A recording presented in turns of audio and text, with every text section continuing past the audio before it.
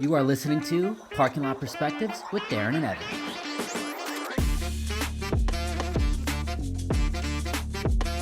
Welcome back to Parking Lot Perspectives. We are on episode 2. Two. We're back. It's all about Speak No Evil. And I believe today is what? Friday the 13th. Who in God's name besides Evan? Oh, it was suspense. It was good, guys. It was a psychological thriller.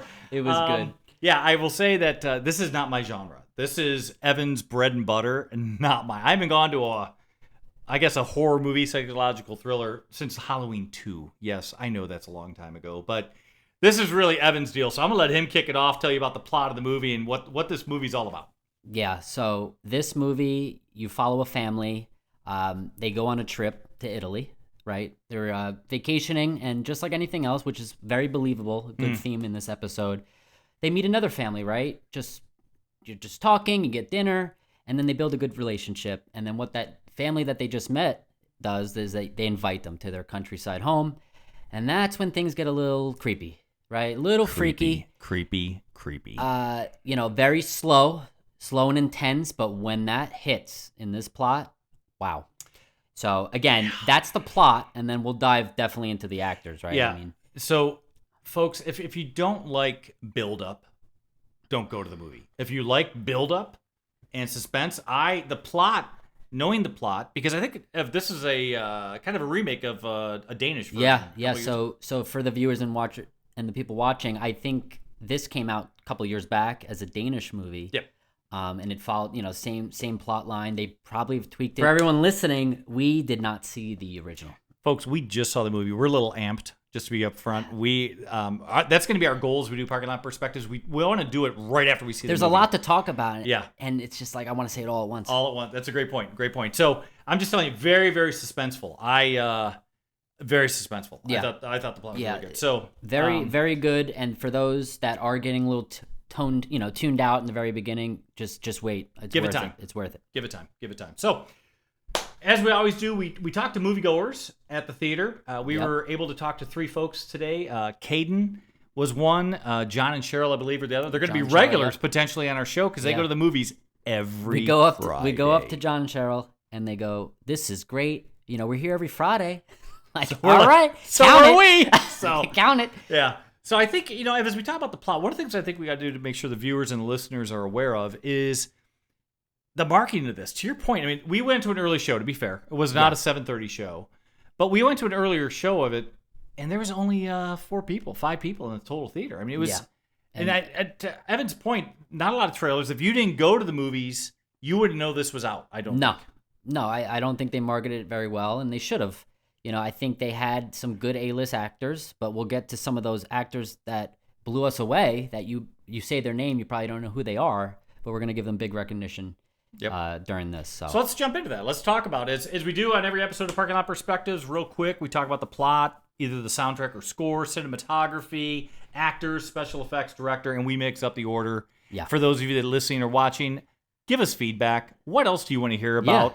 Please, if you saw this movie and you have a thought, something for us to think about and talk about, by all means, put in the comments. Just reach out to us. Yeah, and if any of you can send me some cleaning wipes, because it was very tense for me. My Apple Watch was going off. My heart rate kind of rose a little bit. I'm a weakling, apparently. He's over there. I'm jumping as the movie's going on. There's loud noises in a few scenes, and he's eating his 3-pound bucket of popcorn. I'm enjoying every moment.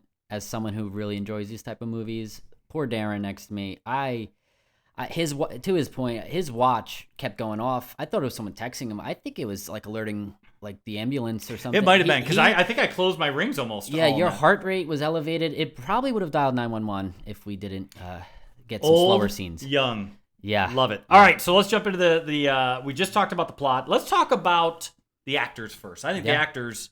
very good. Very good cast. Not a lot of actors in this movie. No. Right? No, you got maybe 6-7 characters in the whole movie. So let's break it down. Yeah. So you have James McAvoy plays a character called Patty, right? So when you meet him from the beginning, very welcoming, right? Very believable couple. Very, very believable. And his wife, or girlfriend. I They believe didn't really. that's what Aisling Franchosi. Franchosi. She Please, was good. don't Let's butcher stick it. on James first because I think was he on steroids in this movie because he was huge. He was jacked up. He was ready to go film WWE right after this movie. He think of the movie Split, right? Same sort of character, even physique. McAvoy I thought was fantastic. I agree with that. I think he carried the movie. Yeah. He was. Yeah, I did not see Split because that's again his genre, not Yes. mine. But I've heard nothing but great things. One of our friends, Paul, he loves Split. He talks about it all the time. So it's great. I think he did a great job. So let's talk about. Let's jump into his wife versus jumping to the other one, and that is Aisling Franchosi. I think is her name. She plays Sierra, and I think she was in a Game of Thrones and a couple other things, but nothing well known. No, nothing well known, but honestly, very, very happy with her character. I think she fit perfect with James McAvoy's character, Patty. They are this family, you know, they're out on vacation, you know, she's that mother figure, and you kind of see that as it kind of builds up. Yeah, and I will say this, that while Evan will say the word believable, I can't stress that enough on this. This cast, this small cast, Yeah. phenomenal. The believability of this is what I thought made me kind of crap my pants almost a couple times because they're there. Yeah. You feel both McAvoy's family and Scoot McNairy's family. Let's jump into Scoot McNairy. Let's do it. Honestly, for those who don't know Scoot McNairy, he was well known for from what I remember him from was Narcos, Mexico. And he was in Plays the Argo. He was the gentleman in the wheelchair that blew up in Batman vs. Superman. You went there, okay. Well, it's an old movie. Everyone should have seen it by just now. remembers that Whatever. What scene. the heck? Wow. So, yeah, he played that. And he, not without giving away, I think John, one of the moviegoers we interviewed, he kind of ripped on him a bit. But I mean, listen, he was a father who was in this very strange situation, didn't know how to act. It was awkward at times, but man, did he remind you of, you know, if you were in those shoes, right? What would you do if this was your family? You go on this retreat, you go away with these people you just met, not giving too much away. You're going to panic, right? You don't know how to act. And he looked so disheveled in the movie. So believable. Believable. let's talk about Mackenzie Davis. Mackenzie Davis, she plays Louise Dalton. She plays Scoot McNairy, Ben Dalton's wife. Again, she's that mother figure in this movie, same as Aisling Franchosi. Aisling. Sorry, Aisling, if we mess up your name. Sorry. We'll get better. But she again has that believable character where you're in this strange situation, and she kind of has spots where she kind of overpowers Scoot. I think. So she was in Black Mirror. She was in Terminator Dark Fate, Yeah. I think. She's unbelievable in the movie. I was not a fan of her character. She was just annoyed me, but whatever. But that means she's a good actress, right? If somebody annoys you and you don't know them, that's got to be a great actor. To be fair, they both annoyed me. I think that's a high five. I think we all agree on it. They did not play the family couple that you wouldn't be like, go have dinner with, because But for what they're trying to capture, I guess it worked, right? But let's talk about the two actors we think stole the show. Yeah. The one was, I think her name is Alex West Leffler. Yes. The young girl. So this is the daughter of the Dalton family. So Scoot McNairy and Mackenzie Davis's daughter. Wow. Great job. I don't think she was in much before this. No, I don't think so. I couldn't even, again, I was trying to look up things she was in. I couldn't recognize it, which is not a bad thing. I think this was a great start. Yep. She fits this role well. I think they, again, not knocking characters who fit like a creepy daughter. You know, she's no way creepy, but I think this movie was creepy and suspenseful that she fits it very well. Yeah, I think those of us that might be listening or watching this, if you got a kid, she has a doll in this movie that is it's a doll. Hoppy. It's a stuffed animal. Sorry, stuffed animal, not a doll. And I think everyone that has a kid, you can relate to her attachment to Hoppy. We're not going to say anything about it, but Spoiler alert. Spoiler alert. It's it's intense. Okay, but the kid the actor who we think both just blew us away, his name, Dan Hugh, or Huff, we don't know Huff. yet. We're trying to find out. but he plays Ant. He plays Ant. And Evan, why you were enthralled with this kid? I was blown away by the way he was acting. I mean, you'll learn, about his, without giving anything away. Give the kid a chance from the beginning to the end, because towards the middle to the end of this movie, fantastic job. Yeah, that was I will tell you, there's a scene at the end where I think I peed myself a little bit. Not gonna lie. But it's one of those things where you watch. I think you had to check your shorts. I think I should have before we started taping this. Great. So we'll get there. That's what it smells like. Anyways, on that note, folks, why don't we take some time? Let's listen to our 3 moviegoers that we interviewed right after the movie. Apologize, we were so hyped up when we talked to Caden, we didn't ask him whether the movie was a sizzle, meh, or a fizzle. We think he was going to say a sizzle because he was hyped. And Caden, if we get it wrong, send us a note on our website or correct us. Just let us know. Right on the video, whatever you got to do. But let's take a second. We'll hear from those viewers. We'll come right back. Check it out. Hi, we're Parking Lot Perspective with Sharon and John. We just saw Speak No Evil at the Regal Cinema in Huntersville. Little freaky movie. I think you guys, you liked it. So, got to ask you a question. I'll give you the mic. What do you think that you liked a lot about the movie without giving away the plot? It was very suspenseful, and I just really loved James McAvoy. And I was really looking forward to seeing this too because it was so hyped up, and I was not disappointed. Excellent. John? I do like the suspense of it. It was, right? It took a while, and it was on the edge. It was a slow burn. Slow burn. I like that. So, Very thrilling, very suspenseful. It makes for a fun ride. I don't know what's going to happen next. so, second question. What do you think that they could have done different, that you would have liked a little different? I can't think of anything. You're happy with it? I loved it. Okay, Yeah. John? I don't like when they portray a family as being weak weak men over righteous women and children that should have been probably put in their place many years ago. Yeah. That turns me off in a movie. Excellent. I just don't like seeing that. Personally, I think it could have been a little shorter. I think it drags a little bit, but other than that, nothing too much. But that was my biggest thing. Yeah. Did you happen to see the one from a few years ago, the Danish version?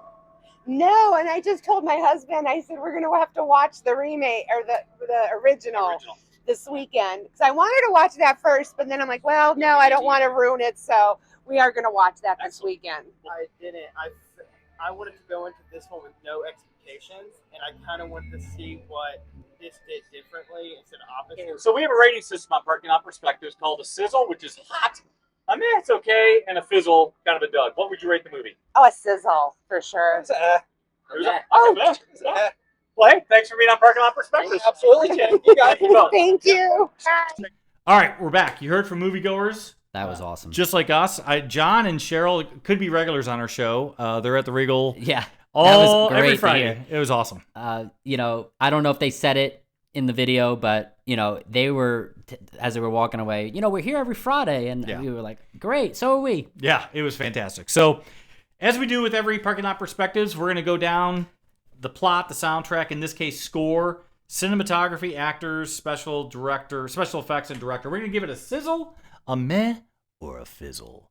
In this case, we're going to start off with the plot. Sizzle, meh, or a fizzle? I'm gonna go meh. Wow. I think he has seen far too many psychological thrillers. I thought it was a sizzle. This was suspense. That first hour, by the way, Caden said it in his clip. It's a little long. This movie could have lost about mainly the 20 reason minutes. why I'm leaning meh. Yeah. I think you said it last episode, the decimal to sizzle. I'm right there. I think if this was cut out maybe 25 minutes of that I think it's fair. slow burn and turn it into just a slow burn psychological thriller, perfect enough. sizzle. Fair enough. Now, we're not going to talk about soundtrack because there isn't really music per se, but there is a score. And for those of you that might not know what a score is versus soundtrack typically is made up of the songs that come into the movie, right? Like we talked about Beetlejuice. The soundtrack was top-notch. Score? Yeah, whatever. The score on this movie, thoughts? Sizzle, meh, or fizzle? Sizzle, muzzle, or no, honestly, meh to fizzle. Yeah, it was there, but nothing do I sit there and go, oh, do you remember that scene? 'Cause, No. folks, here's score to me. And you're like, oh, Halloween. I know Yes. Halloween. Yeah. There that was good. nothing in this that was like Do that again? Thank you. good. That was good. Okay, so we both agree it was kind of I think probably a meh to a fizzle. Yeah. Cinematography, though. We're going sizzle. I'm going sizzle. He's going sizzle. I'm gonna give it a meh, and here's why. The opening, the first 10, 15 minutes as they get to learn couples both are on vacation, they're talking to one another, is shot in Italy. We don't know where in Italy. We haven't looked it up yet, but Wow. it Like was Tuscany almost. Tuscany. And for those braggers like Evan who said, I just went to Italy, isn't that what you just said? I actually was just going to say that, but Were you? Oh. it's like you know the script. I do know I the was just in Italy, folks.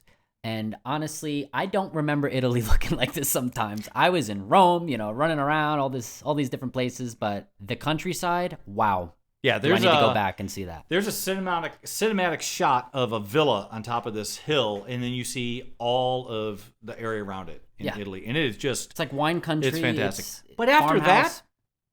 that, I don't know. After that, I think it's a meh to me. I think the first 15, 20 minutes were like, holy cow, and then it turns into a meh. That's my view. I guess so. It kind of goes to a creepy house. Yeah. Actors. Sizzle, meh, fizzle. I'm going sizzle on the actors. We don't need to debate this. There's only like 7 characters? 6 or 7 characters in this whole movie. And they did a great job. They all were, folks, hopefully Evan's going to put the subtitle on. It says believable in big caps. They were phenomenal. Hashtag believable. Hashtag believable. So, special effects. Sizzle, meh, fizzle.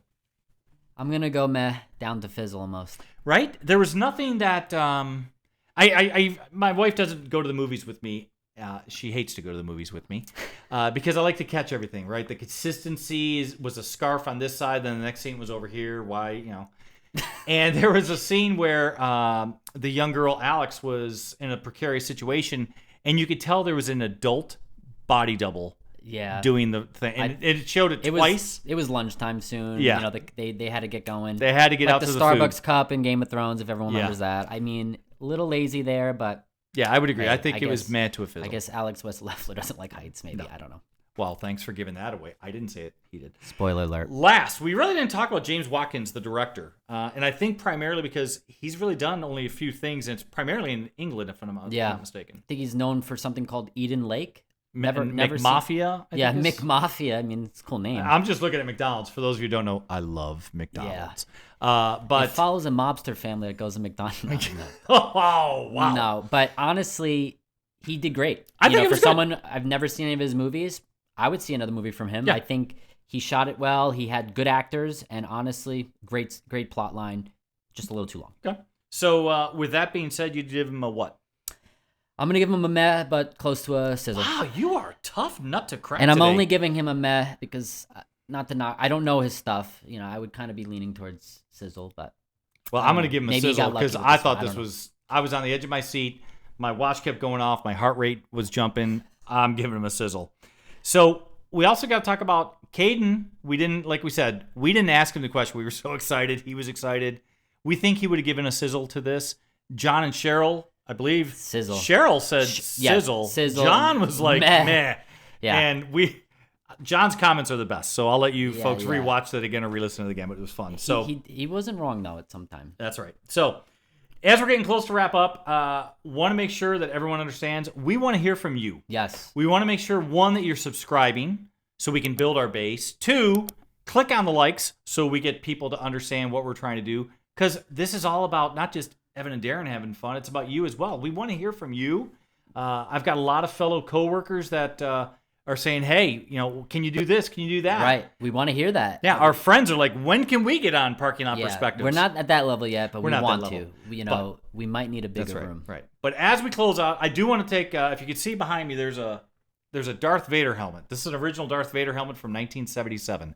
I bring this up because this week we lost the man who did the voice for Darth Vader in James Earl Jones from my home state of lovely Michigan. And I just want to give a shout out for those of you watching. James Earl Jones was Star Wars, and I've read an article this morning that said his voice will live into perpetuity. He signed an agreement with Disney to use his voice with AI for any time they want to in the future. No kidding.